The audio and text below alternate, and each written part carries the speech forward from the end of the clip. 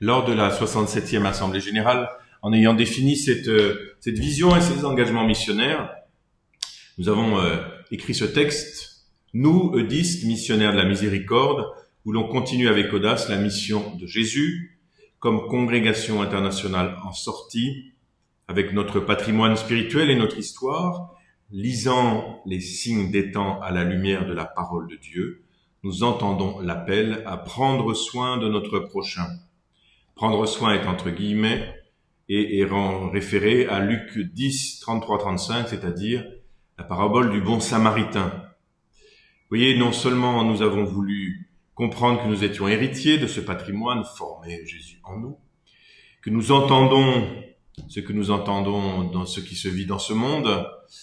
et puis l'appel à prendre soin de notre prochain, il vient non seulement de ce monde, il vient de notre prochain, mais il vient aussi des orientations de l'Église. Cheminant ensemble, je continue le texte, cheminant ensemble, conduits par l'Esprit Saint, nous voulons rejoindre les périphéries existentielles. Donc là aussi, c'est entre guillemets, puisque ça renvoie à une expression utilisée fréquemment par le pape François, mais aussi qu'il a utilisée dans la lettre qu'il a envoyée à la congrégation, à l'Assemblée Générale,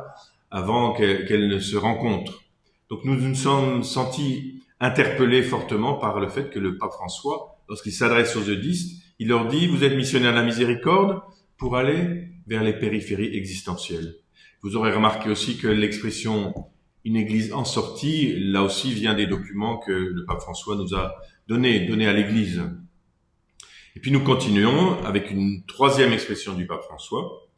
À l'écoute des clameurs de la terre, nous avons à servir les personnes les plus fragiles qui souffrent à cause des circonstances de notre temps et de certains membres de l'Église. À la manière de Jean-Eudes, missionnaire infatigable, nous offrons au monde la tendresse de l'amour du cœur de Jésus et Marie.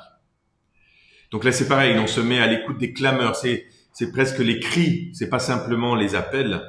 mais il y a aussi des clameurs, des cris de souffrance qui viennent de la situation du temps présent, avec les changements climatiques et toutes leurs conséquences, avec les guerres, il y en a à peu près, on en parle de quelques-unes, mais il y en a une trentaine de conflits aujourd'hui dans ce monde, avec la pauvreté, les écarts qui se creusent, avec les pays qui sont dans une instabilité qui atteint les personnes et les institutions, et puis aussi tout ce qui a été mis en lumière de souffrance à l'intérieur de l'Église, en particulier lorsque des clercs abusent de leur pouvoir pour faire du mal à leurs propres fidèles, et en particulier les plus jeunes, les plus vulnérables. C'est cela qui est scandaleux et auquel nous voulons être attentifs. À la manière de Jean-Eudes, missionnaire infatigable, nous offrons au monde la tendresse de l'amour du cœur de Jésus et Marie, parce que finalement, c'est cela que nous avons de mieux à donner, non pas ce qui nous appartiendrait en propre, sauf à comprendre le testament de Jean-Eudes comme étant nous-mêmes héritiers du cœur de Jésus et Marie. Et c'est ça que nous avons à donner, au fond, c'est de faire comprendre aux autres qu'ils sont aimés de Dieu, que leur vie a un sens, et qu'ensemble, nous pouvons arriver à construire un avenir meilleur. Donc voilà, je relis ce petit paragraphe d'introduction.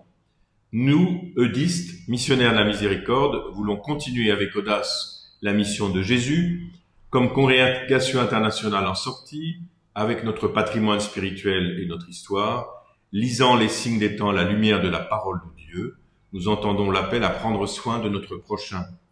Cheminant ensemble, conduits par l'Esprit Saint, nous voulons rejoindre les périphéries existentielles. À l'écoute des clameurs de la terre, nous avons à servir les personnes les plus fragiles qui souffrent à cause des circonstances de notre temps et de certains membres de l'Église. À la manière de Jean-Eudes, missionnaire infatigable, nous offrons au monde la tendresse de l'amour du cœur de Jésus et Marie. Donc voilà notre vision que je vous invite à partager.